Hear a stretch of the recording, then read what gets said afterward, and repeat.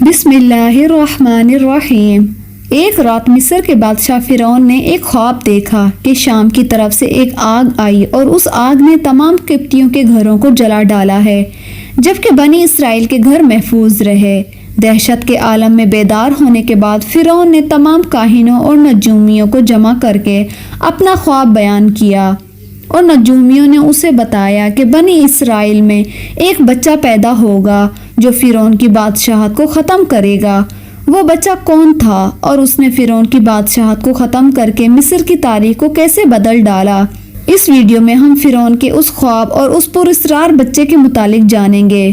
فرعون خدائی کا دعوے دار اور بڑا ظالم و جابر بادشاہ تھا۔ اس نے بنی اسرائیل کو اپنا غلام بنا رکھا تھا، حالانکہ وہ حضرت یوسف علیہ السلام کے زمانے سے وہاں رہا کرتے تھے۔ حضرت یوسف علیہ السلام نے اپنے والد اور حضرت یعقوب علیہ السلام اور اپنے بھائیوں کے لیے زمین کا ایک حصہ اس وقت کے فرعون بادشاہ ریان بن ولید سے حاصل کیا تھا۔ حضرت یعقوب علیہ السلام کی یہی نسل بنی اسرائیل کہلائی جو مصر میں خوب پھیلی پھولی۔ یہ لوگ حضرت یعقوب علیہ السلام کے دین کے پیروکار تھے، لہٰذا اس وقت اللہ کے نزدیک یہ سب سے بہترین جماعت تھی۔ انہوں نے فرعون کو سجدہ کرنے اور اسے اپنا رب ماننے سے انکار کر دیا تھا۔ اسی وجہ سے بادشاہ اور اس کے حواری ان پر ظلم و ستم کے پہاڑ ڈھاتے اور ان سے گھٹیا کام کرواتے تھے۔ فرعون نے جب اپنا خواب کاہنوں اور نجومیوں کو بتایا تو انہوں نے اس کی تعبیر یہ بتائی کہ بنی اسرائیل میں ایک بچہ پیدا ہوگا اور اس کے ہاتھ اہل مصر کی ہلاکت ہوگی۔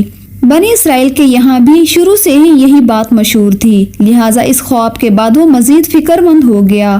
بنی اسرائیل میں پیدا ہونے والے تمام لڑکوں کو قتل کر دیا جائے۔ اس حکم کے مطابق فرعون کے حواری اور اس کے سپاہیوں نے ہر ممکن قدم اٹھایا تاکہ کوئی بھی نومولود لڑکا زندہ نہ بچ پائے، لیکن اللہ کے فیصلے اٹل ہوتے ہیں۔ دیکھتے ہی دیکھتے بنی اسرائیل کے ہزاروں نومولود بچے ذبح کر دیے گئے۔ ایک وقت وہ بھی آیا کہ جب قبطی سرداروں نے فرعون سے کہا، اگر بنی اسرائیل کے لڑکوں کا اسی طرح قتل عام ہوتا رہا تو ہمیں آئندہ خدمتگار ملنا مشکل ہو جائیں گے، اور پھر ہمارے یہ کمتر گھٹیا اور غلیظ کام کون کرے گا؟ اس پر فرعون نے حکم جاری کیا، 1 سال چھوڑ کر بچے قتل کیے جائیں۔ ان دنوں حضرت موسیٰ علیہ السلام کی والدہ اپنے حمل کی ابتدائی دنوں میں تھیں۔ اللہ تعالیٰ نے ان کی حفاظت کا سامان اس طرح فرمایا کہ ان کی والدہ پر معمول کے مطابق حمل کے آثار ظاہر نہیں ہوئے، جن سے آپ فرعون کی چھوڑی ہوئی دائیوں کی نگاہ میں نہیں آئیں۔ انہوں نے اس بات کو چھپائے رکھا یہاں تک کہ پیدائش کا وقت آ پہنچا۔ انہوں نے بچے کو جنم دیا، اس بارے میں سوائے قریبی لوگوں کے کوئی نہیں جانتا تھا۔ نجومیوں نے فرعون کو اطلاع دی کہ بچہ پیدا ہو چکا ہے۔ اس اطلاع نے فرعون کو بدحواس کر دیا تھا۔ اس کے سپاہیوں نے گھر گھر تلاشیاں شروع کر دیں۔ حضرت موسیٰ علیہ السلام کے بھائی حضرت ہارون 1 سال پہلے پیدا ہوئے تھے، جبکہ حضرت موسیٰ علیہ السلام قتل والے سال میں پیدا ہوئے۔ حضرت موسیٰ کے والدین سخت پریشان تھے۔ 3 مہینے تک انہوں نے حضرت موسیٰ علیہ السلام کو چھپائے رکھا، لیکن زیادہ عرصے تک بچے کو شاہی جاسوسوں کی نظر سے چھپائے رکھنا ممکن نہیں تھا۔ پھر بھی وہ اپنی پوری کوشش کرتے رہے، یہاں تک کہ ان کے پاس اللہ کا حکم آیا، اور یہ حکم اللہ نے ان کے دلوں میں ڈالا، یعنی کہ القاء کیا تھا کہ حضرت موسیٰ علیہ السلام کی والدہ کے دل میں یہ خیال آیا کہ تابوت کی طرح ایک صندوق کو بنایا جائے اور اس بچے کو اس صندوق میں رکھ کر دریائے نیل میں بہا دیا جائے۔ حضرت موسیٰ علیہ السلام کی والدہ نے اللہ کے حکم کے مطابق بچے کو صندوق میں رکھا اور دریا میں چھوڑ دیا، اور ساتھ ہی حضرت موسیٰ علیہ السلام کی بہن سے کہا کہ تم اس کے پیچھے پیچھے چلتی رہو۔ لہٰذا وہ دریائے نیل کی موجوں میں چلے اور ان کی بہن کنارے کنارے چلی۔ وہ اپنے بھائی کی نگرانی میں چلتی جا رہی تھی کہ دریا میں ڈالنے کے بعد وہ کہاں جاتا ہے۔ صندوق بہتا ہوا محل کے تالاب میں پہنچ گیا۔ وہاں فرعون کی بیوی ملکہ اور خادمہ لطف اندوز ہو رہی تھی۔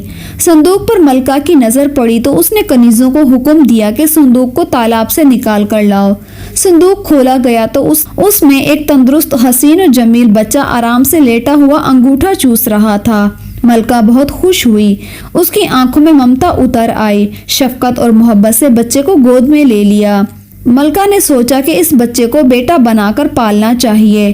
محل میں کسی نے خدشہ ظاہر کیا کہ یہ بچہ بادشاہ کی سلطنت کو ختم کرنے کا سبب بھی بن سکتا ہے۔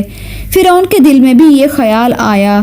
کہ کہیں یہ بچہ بنے اسرائیل کا وہ لڑکا نہ ہو جس کے بارے میں نجومی نے پیشن گوئی کی تھی۔ لیکن فرعون کی بیوی نے کہا کہ یہ بھی تو ہو سکتا ہے کہ یہ بچہ ہماری آنکھوں کی ٹھنڈک بنے یا ہم اس کو اپنا بیٹا بنا لیں۔ اس پر فرعون نے کہا کہ یہ صرف تیری آنکھوں کی ٹھنڈک بن سکتا ہے، میری نہیں۔ میں نہیں چاہتا کہ بنی اسرائیل کا کوئی بچہ میری نگرانی میں پلے، لہذا یہ صرف تیری ہی آنکھوں کی ٹھنڈک بنے گا۔ سبحان اللہ۔ حضرت ابن عباس فرماتے ہیں کہ اگر فرعون یہ بات کہہ دیتا کہ یہ میری بھی آنکھوں کی ٹھنڈک بنے گا تو اللہ تعالیٰ اسے بھی ہدایت دے دیتا، لیکن اس نے یہ کہا کہ یہ صرف تیری آنکھوں کی ٹھنڈک ہے۔ ملکہ نے اس بچے کا نام موسیٰ رکھا، وہ شخص جو پانی سے نکالا گیا ہو۔ بچے کو جب محل میں لے جایا گیا اس نے دودھ کے لیے رونا شروع کر دیا۔ بچے کے پاس دودھ پلانے والی لائی گئی، لیکن بچے نے کسی بھی عورت کا دودھ نہ پیا۔ جو عورت بھی اس کو دودھ پلانے کی کوشش کرتی ناکام ہو جاتی۔ ادھر حضرت موسیٰ علیہ السلام کی بہن دور سے یہ کھڑی سب کچھ دیکھ رہی تھی۔ موسیٰ علیہ السلام کی بہن نے فرعون کی بیوی سے کہا، میں تمہیں ایسا گھرانہ نہ بتاؤں جو اس بچے کی تمہارے لیے پرورش کرے اور اس بچے کی خیر خواہ ہو، اس لیے کہ وہ ایک غریب گھرانہ ہے۔ جب انہیں معلوم ہوگا کہ یہ بچہ فرعون کے گھر سے آیا ہے تو انہیں انعام و اکرام ملنے کی امید رہے گی۔ اس گھر میں نیک سیرت خاتون ہے، وہ اس بچے کو بخوبی دودھ پلانا قبول کر لے گی۔ فرعون کی بیوی نے کہا کہ چلو ٹھیک ہے، لہٰذا آپ کی بہن انہیں گھر لے کر آئی۔ والدہ محترمہ نے بچے کو دودھ پلایا تو آپ نے فوراً دودھ پینا شروع کر دیا۔ اب چونکہ بچے نے کسی اور کا دودھ پینا قبول نہیں کیا تھا اس لیے وہ خود بچے کو لے کر آتے تھے۔ اسی طرح موسیٰ علیہ السلام کی والدہ کا بے حد احترام ہونے لگا۔ اس طرح حضرت موسیٰ علیہ السلام شاہی محل میں پرورش پا کر جوان ہو گئے اور پورے توانا ہو گئے، لہٰذا اللہ نے آپ کو نبوت کے منصب پر فائز کیا۔ آپ نے بنی اسرائیل کو فرعون سے آزادی دلوائی اور مصر سے نکال کر لے گئے۔ فرعون بنی اسرائیل کو ختم کرنے کے ارادے سے لشکر لے کر روانہ ہوا۔ جب بنی اسرائیل بحیرہ احمر کے قریب پہنچے تو اللہ نے ان کے لیے دریا کے بیچ سے راستے کھول دیے۔